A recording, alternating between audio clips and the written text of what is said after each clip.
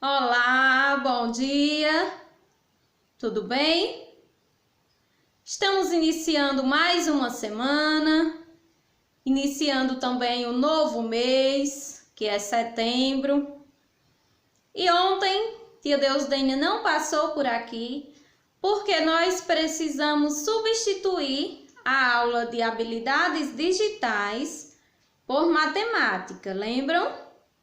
Mas hoje, terça-feira, dia 1/9/2020, vocês já tiveram a aula de matemática com a tia Marta e agora nós vamos para a nossa aula de ciências. E a tia pede que você pegue o seu livro didático de ciências para que possamos fazer a correção da nossa atividade anterior. Vocês lembram que na aula passada iniciamos o estudo da unidade 3 com o capítulo 1, Relações entre os componentes do ambiente, onde nós vimos a importância de cada componente natural para o ambiente, não foi isso? Então, na primeira questão, você iria observar o ambiente em que você estava e responder se nesse ambiente existiam seres vivos e componentes naturais e dar um exemplo de cada um. Eu coloquei que sim, o ar, a luz solar e a água. E o ser vivo, né? Eu, somente, no ambiente que eu estava, mas você colocou a sua resposta de acordo com a sua observação, certo? Na segunda questão, vocês iriam escrever uma legenda para cada imagem mostrada no seu livro, falando sobre a importância da água, que é um componente natural, para os seres vivos. Eu coloquei na letra A. Usamos a água para lavar os alimentos. Na letra B. É importante para o crescimento e desenvolvimento das plantas. Na letra C. Os animais usam a água para beber. E na letra D. Alguns animais vivem na água e dependem dela para se alimentar. Porém, não quer dizer que vocês precisam colocar essas respostas, porque vocês iriam escrever de acordo com a imagem e a observação de vocês, certo? Lembre-se que era importante citar a importância da água na sua legenda.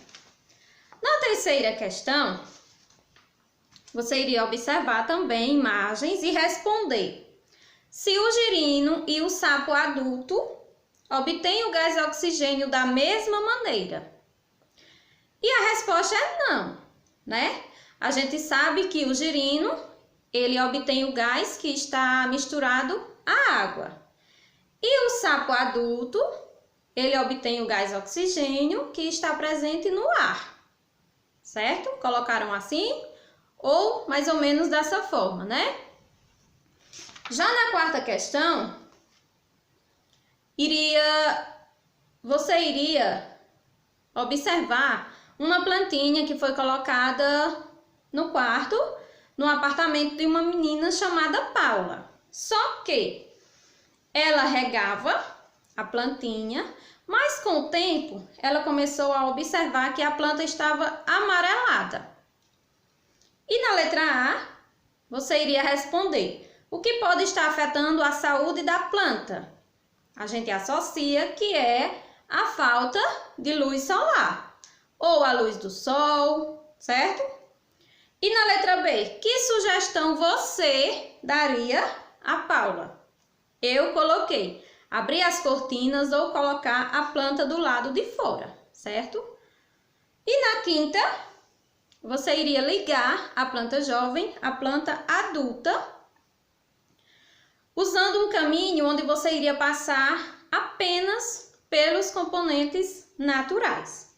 Então, você iria iniciar ligando a plantinha pelo solo, depois água, solo, água, e assim você iria ligar até chegar à planta adulta. Aí vem uma pergunta: qual o componente natural de que as plantas precisam para sobreviver que não aparece no labirinto? Então, a resposta é: qual o nome do componente? O ar. Muito bem. Virando aí na página 78 do seu livro, seres vivos e componentes construídos. Aí vem mostrando que os seres vivos se relacionam com os componentes naturais, como a gente falou, e também com os componentes construídos, né? Diversos animais, eles fazem construções como ninhos ou buracos. Para quê? Para se abrigar, não é? E outros ainda aproveitam as construções feitas por outros animais e se abrigam, como no seu livro vem citando o caso da cutia, onde ela utiliza construções abandonadas por outros animais, como o tatu, né? E ela aproveita e se abriga na toca do tatu. E assim como os animais constroem ninhos, buracos para se abrigar, nós, seres humanos, também construímos as nossas moradias, fabricamos os nossos objetos, não é isso? E que por meio das nossas ações e das ações dos seres vivos, o ambiente é modificado. Como nós podemos ver aqui no nosso livro, os tuiuius recolhem gravetos para construir seus ninhos no alto das árvores. Isso é uma modificação. E na outra figura, os seres humanos modificam o ambiente construindo, por exemplo, estradas, túneis, né? E na página 79, temos uma atividade e vamos resolver agora, certo? Você pode dar uma pausa no seu vídeo e acompanhar a resolução junto com a tia. Leia o texto a seguir, na sexta questão. O João de Barro usa terra úmida para fazer seu ninho, onde protege e cuida dos seus filhotes. Observe aí, na figurinha, um pássaro e o nome dele é João de Barro e a construção feita por ele. A fêmea e o macho participam da construção usando o bico e os pés para modelar o barro. Aí vem uma pergunta. Letra A. Cite uma interação entre o João de Barro e um componente natural do ambiente. Qual interação seria essa? O João de Barro, ele utiliza terra úmida para fazer o seu ninho, certo? Letra B. Qual é a função do componente construído pelo João de Barro? Essa casinha que ele construiu, qual será a função dela? No texto diz que esta construção vai servir para ele se proteger e abrigar os seus filhotes, certo? Na sétima questão, tem outro exemplo de componentes construídos, colmeias de abelha, certo? Você vai observar a colmeia da primeira figurinha em um ambiente natural. E da outra figurinha é uma caixa de madeira, né? Para a colmeia das abelhas. Então vem uma pergunta na letra A. Qual das colmeias é um componente construído? Por quê? Letra A, a resposta seria o quê? As duas, né? Porque nenhuma é encontrada pronta na natureza. Precisam ser construídas. A diferença é quem construiu, né? E na letra B, em qual das colmeias as abelhas são capazes de se desenvolver, reproduzir e produzir mel? As duas. Nas duas, as abelhas vão se desenvolver, né? Porque elas se relacionam com esses componentes construídos de maneira semelhante. Da mesma forma que ela vai produzir em uma, ela vai produzir na outra, certo? Resolveram? Então vamos continuar. Na página 80, nós vamos iniciar o capítulo 2. Os seres vivos se relacionam entre si. A gente viu anteriormente relação com os componentes do ambiente, que são os naturais, né? Relação dos seres vivos com os componentes construídos. E agora nós vamos falar sobre a relação dos seres vivos com os outros seres vivos. Todos os seres vivos se relacionam uns com os outros no ambiente em que vivem. Vocês concordam? E essas relações são importantes para a sobrevivência dos seres vivos e podem trazer benefícios como abrigo, alimento e proteção. Assim como também essas relações podem ser prejudiciais a um dos indivíduos ou mesmo não trazer nem benefício nem prejuízo, certo? Então aí no seu livro ele mostra exemplos. Peixe palhaço, que é essa primeira figurinha que a tia está mostrando.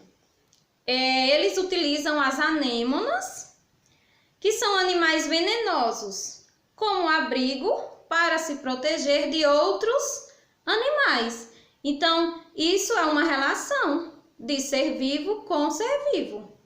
O outro exemplo, besouros se alimentam de néctar e ajudam na reprodução das plantas.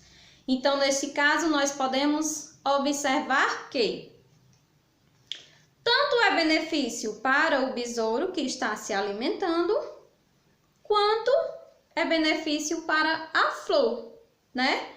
Onde o besouro está ajudando na reprodução das plantas. Quando ele suga o néctar de uma planta, ele pode levar esse néctar para outra, não é assim?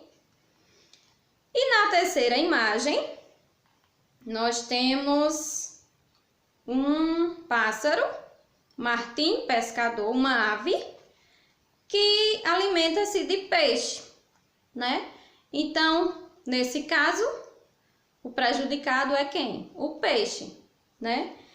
Então, essas relações, elas sempre vão existir, certo? Essa interação entre os seres vivos. Outro tipo de interação entre os seres vivos é por meio da alimentação. De acordo com a alimentação, os animais podem ser classificados em herbívoros, carnívoros e onívoros. O que é um animal herbívoro? Quem é um animal herbívoro? E carnívoro? Vocês conhecem animais carnívoros? Tenho certeza que sim. Se eu pedisse para vocês listarem animais herbívoros, animais carnívoros e animais onívoros, vocês iriam preencher uma folha inteira do seu caderno, né? Algumas dúvidas iriam surgir, mas a gente iria pesquisar, né? Então, os animais herbívoros são animais que se alimentam apenas de plantas. Exemplos: peixe-boi, coelho, boi, elefante, gafanhotos e muitos outros animais que são herbívoros. E no seu livro, ele cita o peixe-boi marinho, né? E mostra uma parte da alimentação dele, que aqui no caso é o capim-agulha. Não só o capim-agulha, mas também é um dos vegetais que o peixe-boi se alimenta.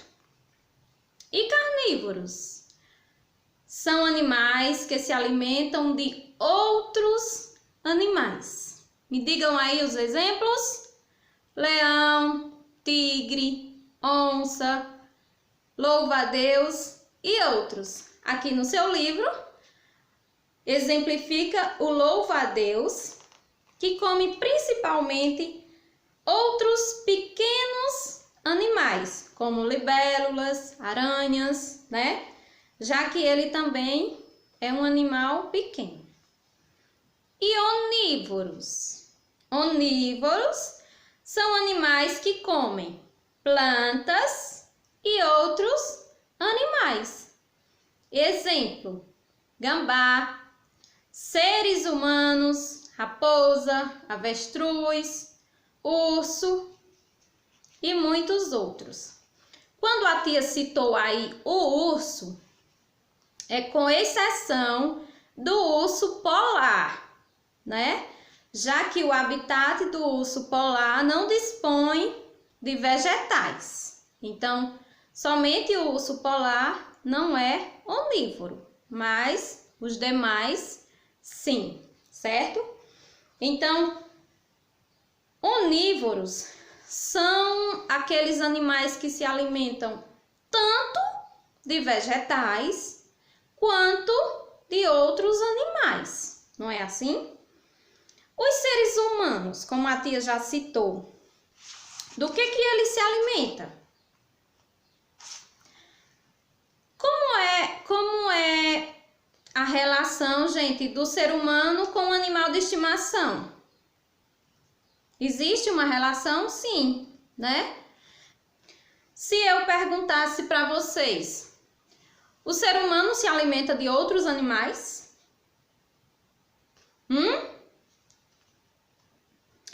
E será que existem animais que se alimentam de seres humanos? A gente pode pensar nos insetos, né? Nos mosquitos que nos picam. É uma forma de interação entre seres vivos também, certo? Temos muitas relações entre os seres vivos. Teremos relações entre seres vivos da mesma espécie, mas também de espécies diferentes. Essas relações podem ser tanto benéficas, ou seja, beneficiam os dois lados, maléficas, somente um dos lados é beneficiado, ou até mesmo neutras, onde ninguém é prejudicado. Sendo assim, vemos que eles conseguem se relacionar de diversas formas. E independente de qual seja, é necessário haver essa interação, essa relação entre os seres vivos para ocorrer o equilíbrio ecológico, certo? Então, eu quero que vocês resolvam as questões que estão distribuídas aí, da primeira à sexta.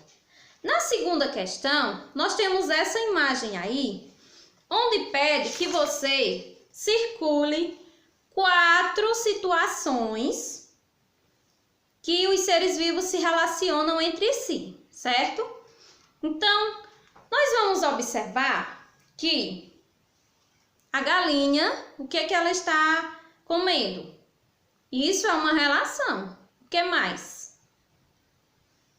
O ser humano que está alimentando as outras galinhas, isso também é outra relação, né?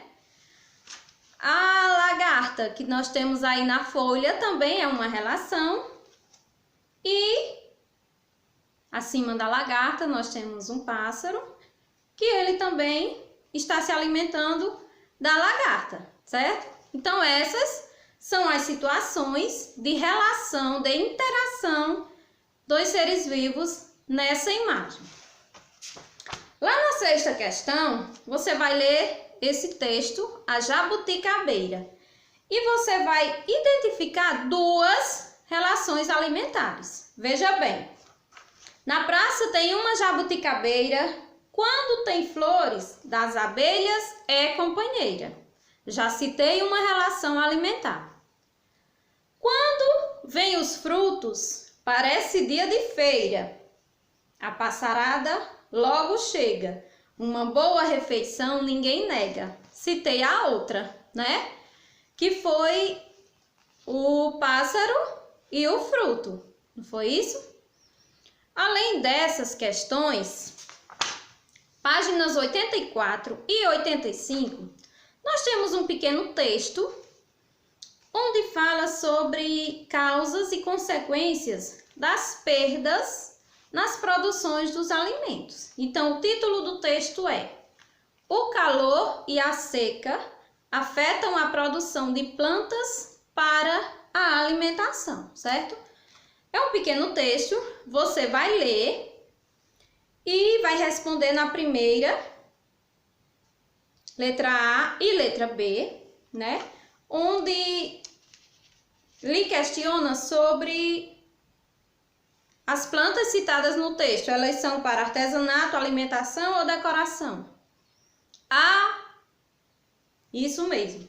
Na letra B, o que tem causado perdas na produção de alimentos? O próprio título já diz, o calor e a seca. Na segunda questão, você vai completar o esquema citando duas consequências, né, que são em virtude da causa que é citada no texto. Então, primeira consequência e segunda consequência. Você vai ler o texto, está bem visto, onde fala das consequências, você vai citar apenas duas, certo? Então, você vai responder somente a primeira e a segunda questão, tá bom? Bons estudos e até amanhã com a nossa aula de geografia.